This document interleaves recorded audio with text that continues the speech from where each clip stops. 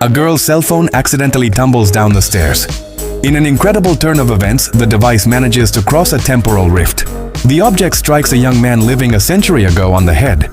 She dials her number to recover the device, and he shares his location so she can pick it up. However, upon showing up at the site the following day, she notices that the street doesn't even exist. It is then that she realizes she is speaking with someone from the past, though the man doubts her story. To prove it, she forewarns him about the Titanic tragedy set for April 15, 1912. At dawn, the man confirms the shipwreck on the newspaper's front page, leaving him stunned. After this, the two converse daily to vent and talk about their lives. Affection blossoms between them, and they decide to schedule a date, defying the barriers of time. While in Tokyo, they walk the same avenue but gaze at landscapes from entirely different eras.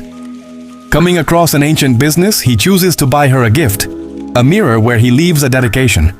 He asks the shopkeeper to hold the piece for a lady who will claim it in a century.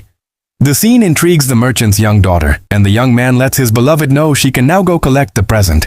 The girl goes to the local shop requesting the mirror. She is greeted by a century-old woman who turns out to be that little girl, who is deeply moved to see her and hands over the package after honoring the old family promise.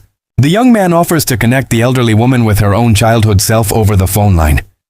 Hearing her former childhood voice, the older woman bursts into tears from the emotion. As evening falls, the young man inquires about the meaning of a red icon on the screen. She notices the battery is about to run out, forcing them to say a sudden goodbye. The young woman returns to the site of the incident and tries to toss the charging cable into the past, but the magical phenomenon does not happen again. Meanwhile, her uncle looks into the man's identity. She wishes to know what path his life took, but her relative reveals that the man passed away on April 23, 1912. Exactly today's date. Disconcerted, she checks the printed article detailing that he perished by drowning while rescuing someone. Desperate, she dials the young man's number once more. She warns him about his imminent death by drowning, but he takes it lightly, thinking it will be enough to stay away from the edge of the pond in front of him. The girl clarifies that he will die protecting the little girl who kept the mirror for them.